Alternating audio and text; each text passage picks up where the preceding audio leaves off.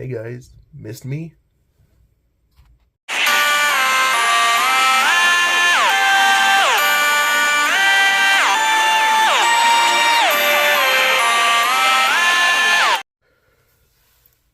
What is up, everyone? This is Inferno Zero back again after close to 2 years. Sorry for the long hiatus. I am going to provide an update video soon on what has been happening. But I'm back again, and this time to start the review with the most recent release in the most popular SH figuarts Kamen Rider Geats Boost Magnum form. This has been a figure I've been looking forward to. So starting off, I should probably explain who is Kamen Rider Geats. Well, the show recently started in last year around August, and the story is there's monsters in the world known as Yamato that are terrorizing humans, and some producers made a game show called the Desire Grand Prix, or Prix, I don't know whatever it is, and then the players of the game, the riders, must defeat the Yamato, save people to earn points to become the Desire God, and what that'll do is to give the player whatever world they desire. And Kamen Rider Geats here, also known as Ace in the show, is a veteran who's been playing the game and been winning every single one. But who knows, that might change. You just have to watch the show to find out. And already, after seeing how good the character is and how good this figure is, they really knocked it out of the park. His design is amazing. The nice white and red, and the awesome designed fox head with the cool eyes. They always nail with the Kamen Rider eyes. And the belt too, the Desire driver, is pretty awesome. And you have the Magnum buckle and the Boost buckle. And in case you don't know, the Boost buckle is one of the big ones of the show because it can only use once per game. And after it's been used, it flies away. And it just looks amazing. You also get a view of the Rider ID cord, which for my copy it is slightly slanted, but it's not noticeable. You get nice detail all around the body. You get this really nice scarf, but that is a soft plastic, but it does not really have a lot of possibility. So that's kind of a little bit of a letdown, but I'm pretty sure SHF Upgrade can figure out a way to fix that. And you get to the nice engines, the cool paint of blue to purple to orange to yellow to silver, then all the way back to blue. And there's these cool little silver marks. It just really makes the figure pop. And of course, the figure is nice and strong and sturdy, so you can get a lot.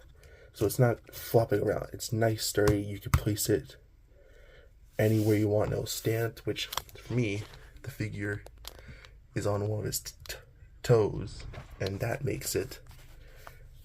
And that's pretty cool that it's so stable.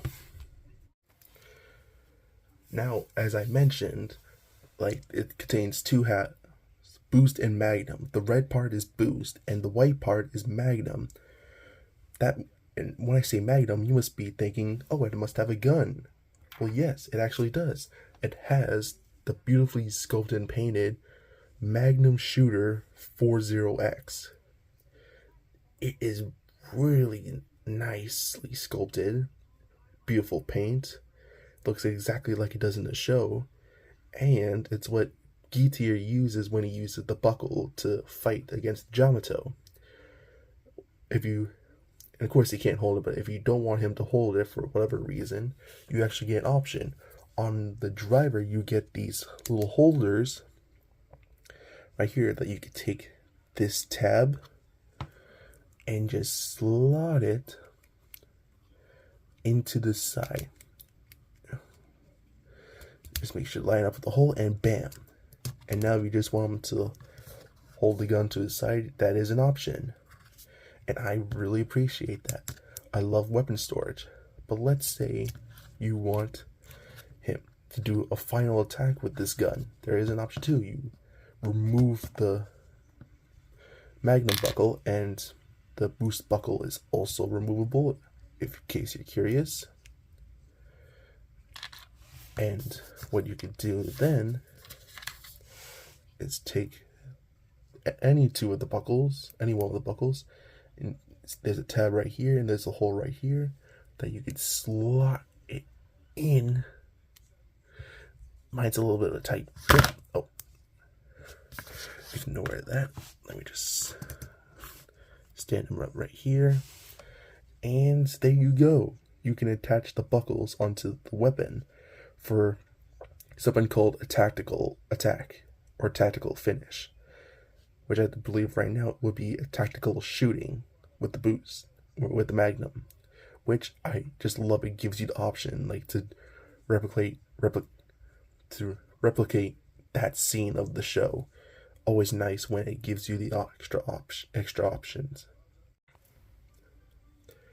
Now then, since he has a gun, he must have a way to hold it, and that's why he comes with a bunch of extra hands. You get the nice closed fist for punching. You get these clawed open hands for a little bit more grabby or just a little more action. You get these just regular spread open hands if the camera will focus for more relaxed poses. And finally, you get the trigger finger hands that will be able to hold his gun. So you can go from this to him holding the gun. Of course, now he looks a little more complete, more like he does in the show. But if you aren't just happy with just this gun, you psycho, well, don't worry. Bandai also replicated another part of the Magnum suit, which, if you go to his arms right here, there's this little part right here that you can, indeed, flip out on both of his arms.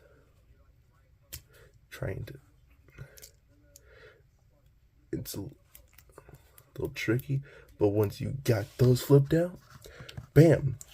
3 more guns. He is strapped to the teeth. So now you not only can get him shooting the Magnum shooter 40X, but now these side guns.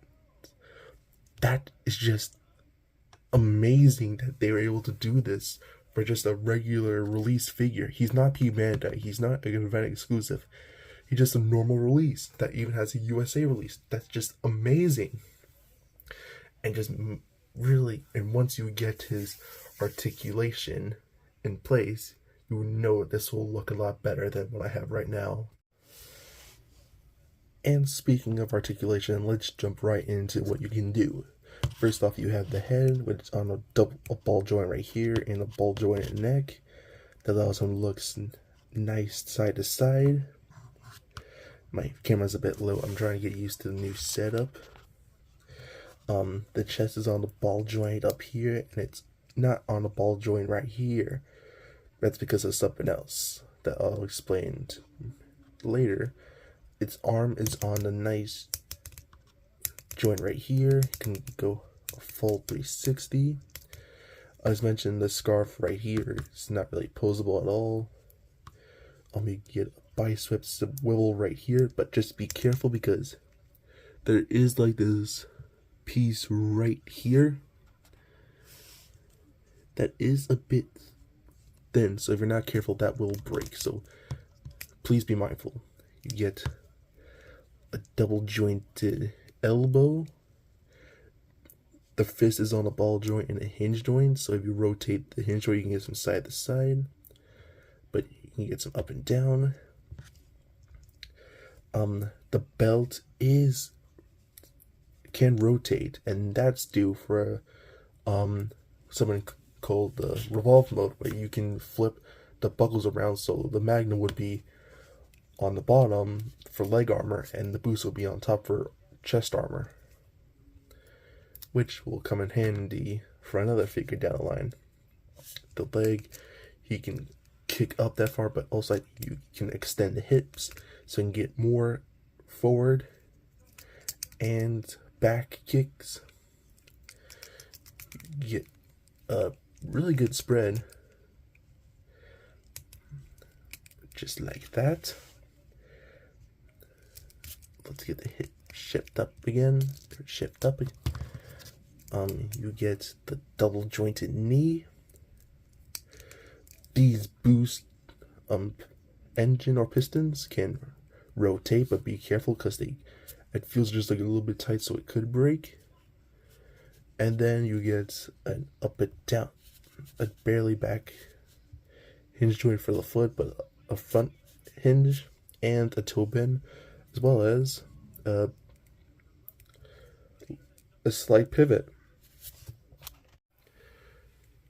Articulation wise, he is pretty good. Like, the feet could use a little bit of work. I know they have been in trouble with that, but everything else looks pretty well. And I mentioned before there was an issue with no like rotation or no ball joint at the hips where the drivers. And that's because of a feature of a form change, which I don't want to show right now because it won't be as cool if it's just this. It needs another figure, such as the entry figure that releases recently, and the upcoming SHF Buffa Tycoon, which I also pre-ordered, that also have US releases on P Bandai, and those I'm just really looking forward to Buffa. But right now, how about we get into some size comparisons? First, size comparisons.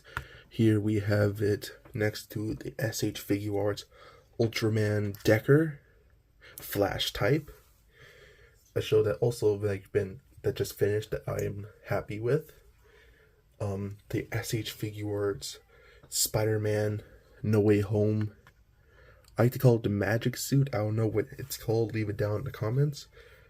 And for a different size, here we have the Transformers Legacy Evolutions Tarn, a Transformer that I've recently gotten and I've been really enjoying.